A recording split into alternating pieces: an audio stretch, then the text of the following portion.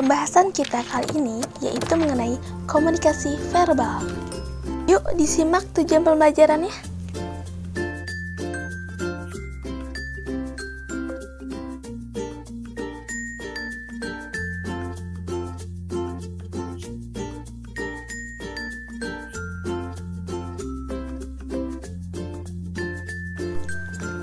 Dalam kehidupan sehari-hari, kalian pasti sudah tidak asing dengan kata komunikasi, bukan?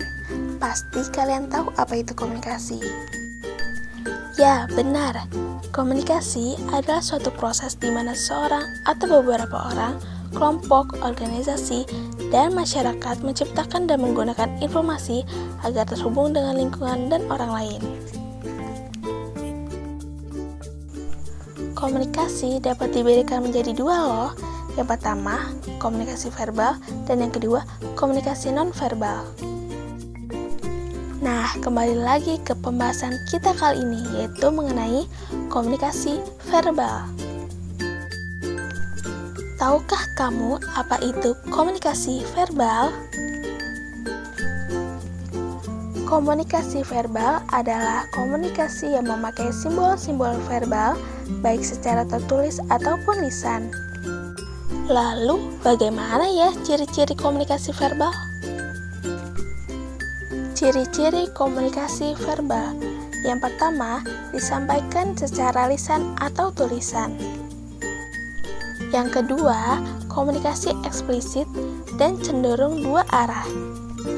Ketiga, kualitas komunikasi sering ditentukan oleh komunikasi nonverbal. Kemudian, apa saja ya jenis-jenis komunikasi verbal? Jenis-jenis komunikasi verbal yang pertama, berbicara dan menulis. Yang kedua, mendengarkan dan membaca. Lalu, apa saja ya faktor-faktor yang dapat mempengaruhi komunikasi verbal? Yang pertama, faktor intelijensi. Orang yang mempunyai intelijensi yang tinggi biasanya mempunyai banyak pembendarahan kata dibandingkan orang yang memiliki intelijensi rendah. Kedua, faktor budaya. Setiap budaya mempunyai bahasa yang berbeda-beda. Contohnya di Indonesia, yang mempunyai keragaman suku seperti ada suku Sunda, Batak, Jawa yang memiliki bahasanya masing-masing. Ketiga, faktor pengetahuan. Orang yang memiliki pengetahuan luas akan mendorong yang bersangkutan untuk berbicara lancar dengan pembendaraan kata yang ia miliki. Keempat, faktor kepribadian. Orang yang memiliki sifat pemalu atau pendiam biasanya sedikit berbicara pada orang lain, disebabkan tidak terbiasa berkomunikasi. Yang kelima, faktor biologis. Adanya kelainan sehingga mengganggu saat berbicara. Yang keenam, faktor pengalaman.